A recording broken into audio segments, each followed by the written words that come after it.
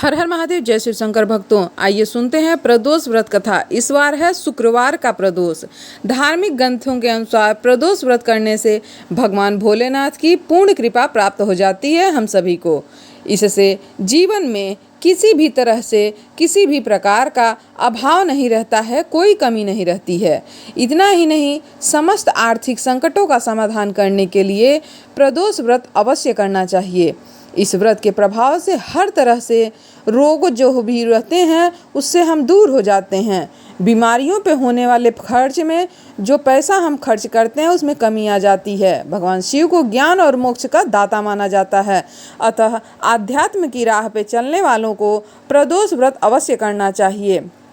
आइए इस बार पढ़ने वाले शुक्र प्रदोष व्रत की कथा सुन लीजिए। एक नगर में 3 मित्र रहते थे, राजकुमार, ब्राह्मण कुमार और तीसरा था धनिक का पुत्र। राजकुमार और ब्राह्मण कुमार विवाहित थे। धनिक का जो पुत्र था उसका भी विवाह हो गया था, लेकिन गौना अभी नहीं हुआ था। एक दिन तीनों मित्र स्त्रियों की चर्चा कर रहे थे, यानी अपनी अपनी पत्नियों के बारे में बात कर रहे थे। ब्राह्मण कुमार ने स्त्रियों की प्रशंसा करते हुए कहा, नारीहीन घर भूतों का डेरा होता है। धनिक पुत्र ने यह सुना तो तुरंत ही उसने अपने पत्नी को लाने का निश्चय कर लिया। तब धनिक पुत्र के माता पिता ने उसे बहुत समझाया। अभी शुक्र देवता डूबे हुए हैं, ऐसे में बहू बेटियों को उनके घर से विदा करवा के लाना शुभ नहीं माना जाता है, अतः मेरी बात मानो, अभी मत लाओ।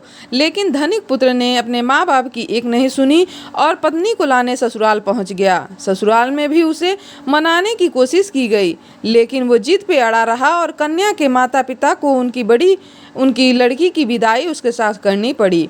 विदाई के बाद पति पत्नी शहर को निकल गए थे कि बैलगाड़ी का पहिया निकल गया और बैल की टांगें भी टूट गई। दोनों को चोट लगी, लेकिन फिर भी वो चलते रहे। कुछ दूर जाने पर उनका पाला डाकुओं से पड़ गया। जो भी उनके साथ धन था, उसकी पत्नी जो पहन के रखी थी, वो सारा डाकू लूट कर ले गए। दोनों घर पहुँचे, वहाँ धनिक पुत्र को सांप ने डस लिया। उसके पिता ने वैद्य को बुलाया तो वैद्य ने बताया कि वो 3 दिन में मर जाएगा।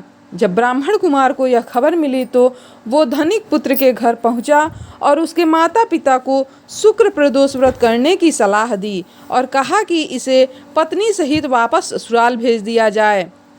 धनिक ने ब्राह्मण कुमार की बात मानी और ससुराल पहुंच गया। वहां उसकी हालत ठीक हो गई, यानी शुक्र प्रदोष के महात्म्य से सभी तरह के जो भी घोर संकट या कष्ट पड़ते हैं वह दूर हो जाते हैं। इस दिन कथा सुने अथवा सुनाएं तथा कथा समाप्ति के बाद हवन सामग्री मिलाकर के 11, 21 या 108 बार ओम ह्रीं क्लीं नमः शिवाय स्वाहा मंत्र से आहुति जरूर दें। उसके बाद शिव जी की आरती का प्रसाद वितरित करें। उसके बाद भोजन करें। कहा जाता है कि शुक्रवार को प्रदोष व्रत सौभाग्य और दाम्पत्य जीवन में सुख समृद्धि भर देता है। यही कारण है कि आज के प्रदोष व्रत का काफ़ी खास महत्व माना जाता है।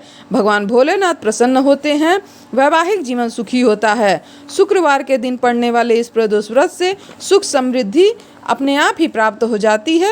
हर हर महादेव, जय शिव शंकर। भगवान भोलेनाथ आप सभी की मनोकामना पूर्ण करें। भक्तों, वीडियो पसंद आए तो लाइक और शेयर करिएगा।